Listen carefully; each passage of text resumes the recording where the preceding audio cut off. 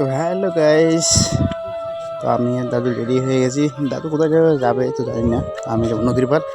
তো চলো নদীর পার যাওয়া যাক। আর এদিক দিয়ে যাইতে লাগে নদীর পার। তো দেখতে পাচ্ছ আমি এসে গেছি, আমার পিছনে নদীটা দেখা যাচ্ছে। আর সব থেকে মনে হচ্ছে আমি নদীর পারে আসার কারণ হচ্ছে এটা মন ভালো, যদি মন খারাপ থাকে নদীর পাড়ে এসে মনটা ভালো হয়ে যায়। কারণ এখানে এতটাই সবসময় তো হাওয়া থাকবে।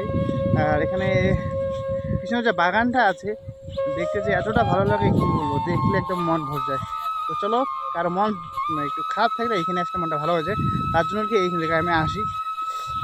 চলো ঠিক আছে, তোমাদের মন ভালো করার জন্য একটু তোমাদেরকে একটু শর্টটা দেখে যাচ্ছি এই আবহাওয়াটা, প্রকৃতিটা। তো চলো দেখো।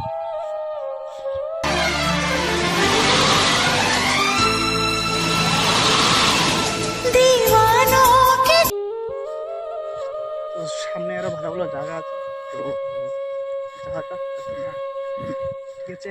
তো অনেকদিন পরে আসলাম। আর মেন কথা হচ্ছে তোমাদের ওই গরম কীরকম গেলো? আজকে তো গরম প্রচুর গেলো আমাদের এদিকে।